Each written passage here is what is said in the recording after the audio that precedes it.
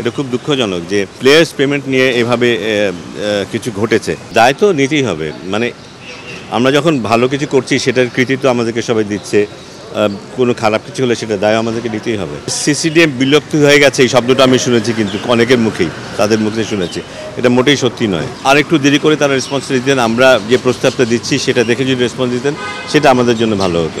Exactly আসলে কি হতে যাচ্ছে সেটা তো এখন রিভিল করা সম্ভব না, তবে এইটা বলতে পারি যে তারা যেসব সংখ্যাগুলি বলেছে সেই সংখ্যাগুলো ঠিক নয়। অ্যাকচুয়ালি বিভিন্নভাবেই আলোচনা হয়েছে, বিভিন্নভাবে বিভিন্ন কম্বিনেশন চিন্তা করা হয়েছে, এবং সেখানে কোনোটাতেই কিন্তু সিসিডিএম যেই কাজগুলো করে বা সিসিএমের যেই কন্ট্রিবিউশন সেটাকে ছোট করে দেখার কোনো সুযোগই নেই, সেই চেষ্টাও কেউ করেনি, আমরাও করিনি। আমরা ডেফিনেটলি উই রিকগনাইজ যে সিসিডিএম বাংলাদেশের ক্রিকেটে কী ভূমিকা রাখে এটা আমরা জানি।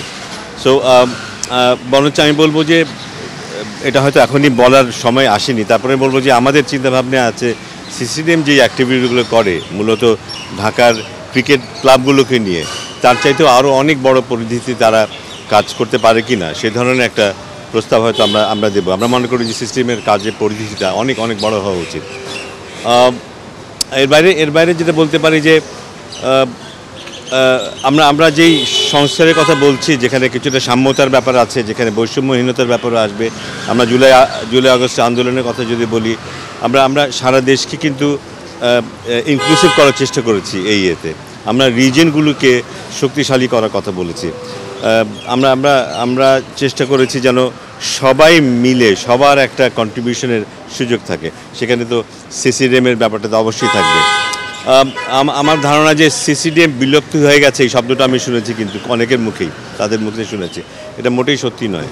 তাদের কাজের ধরনটাকে আমরা অন্যভাবে প্লেস করার চেষ্টা করেছি। আমি আগেও বললাম যে অনেক বড় ব্যাপ্তিতে তাদের কাজ করার একটা চিন্তাভাবনা আমাদের প্রস্তাবের মধ্যে থাকবে, হয়তোই বলবো, কারণ এখন আমার প্রস্তাব করিনি। এটা এখনও একেবারে ফাইনাল স্টেজে আছে মোটামুটি।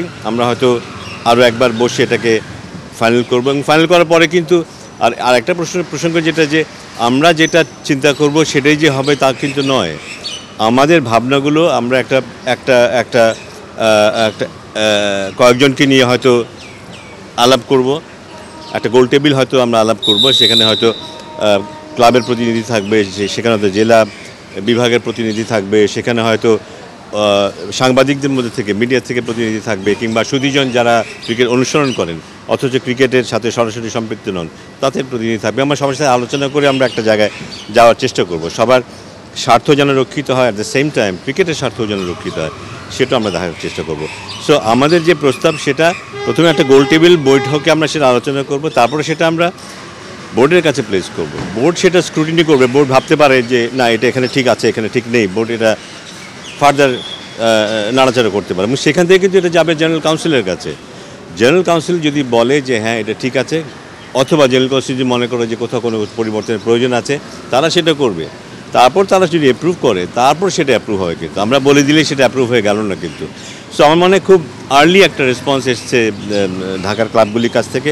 তবে আমি বুঝতে পারি যে তাদের রেসপন্সের অযৌক্তিক আমি সেটা বলবো না, উইথ ডিউ রেসপেক্ট আমি বলবো তাদের রেসপন্সে হয়তো ঠিক আছে, বাট আমার মনে হয় যে আরেকটু দেরি করে তারা রেসপন্স দিতেন, আমরা যে প্রস্তাবটা দিচ্ছি সেটা দেখে যদি রেসপন্স দিতেন সেটা আমাদের জন্য ভালো হতো। যে সংখ্যার কথাটা তারা বলেছেন সেই সংখ্যাটা মোটেই ঠিক নয়, যে সংখ্যাটার কথা তারা বলেছে সেই সংখ্যা ঠিক না। সংখ্যাটা কি আমি এই মুহূর্তে বলতে পারছি না, বলাটা আমার উচিত হবে না, বাট সে যে সংখ্যাটার কথা বলেছে সেটা মোটেও ঠিক নয়। তবে একেবারে পরিবর্তন হবে না, যদি না হয় তাহলে তো আমাদের এই কাজটা দেওয়ারও কোনো অর্থ হয় না, তাহলে তো আমরা বলেই দিতে পারি যে পরিবর্তনের কোনো প্রয়োজন নেই, এটাই চলতে পারে। সো কিছু পরিবর্তন তো আসবেই সব দিক দিয়ে, সারা পুরো কনস্টিটিউশনেই বিভিন্ন জায়গায় কিছু কিছু পরিবর্তন এসছে। সো সেই প্রস্তাবটা আমরা রাখার চেষ্টা করব।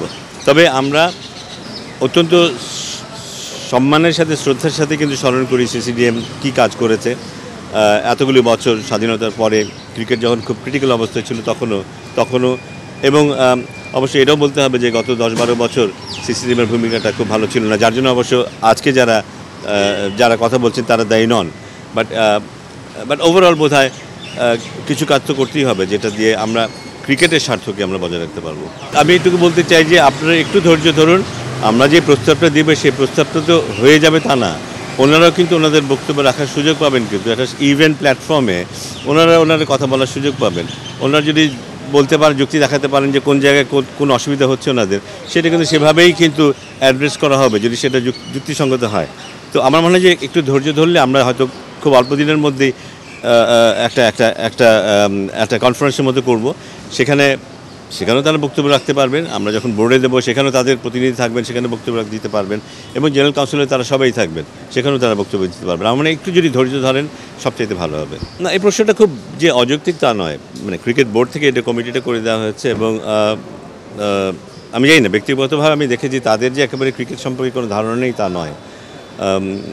একথাও আমরা বলতে পারি, কিন্তু আমার মনে হয় না বলাটা ঠিক হবে কিনা।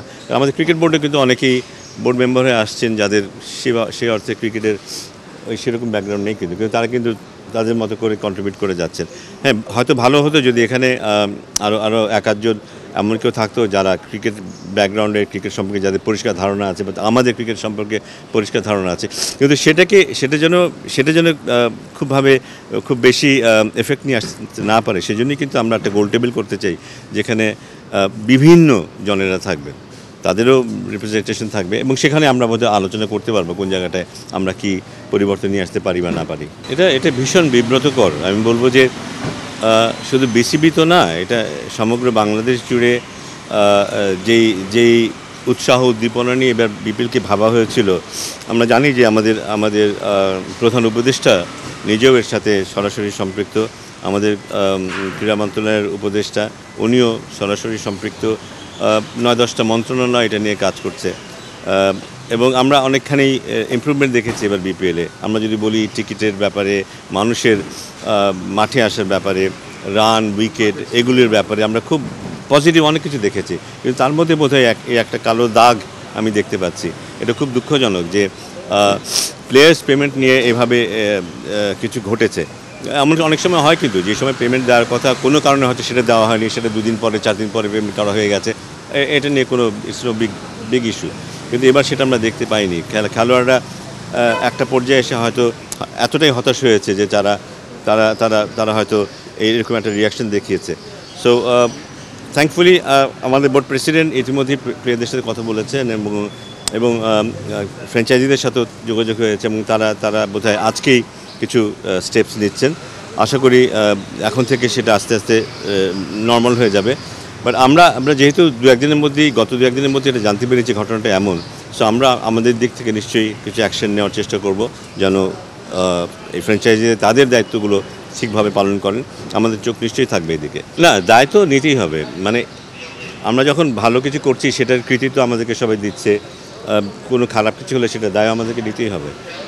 তো পাশাপাশি এই বছরের বোধহয় একটু আমরা জানি যে সবারই আর্থিকভাবে কিছুটা সমস্যা আছে, সেই কারণেই কিন্তু এই বিপিএলটা যেন কম খরচে সবাই করতে পারে সেদিকে আমাদের একটা দৃষ্টি ছিল। কিন্তু তার মানে এই নয় যে আমরা আশা করেছিলাম যে কোনো ফ্র্যাঞ্চাইজি এই ধরনের এই পর্যায়ে যেতে পারে।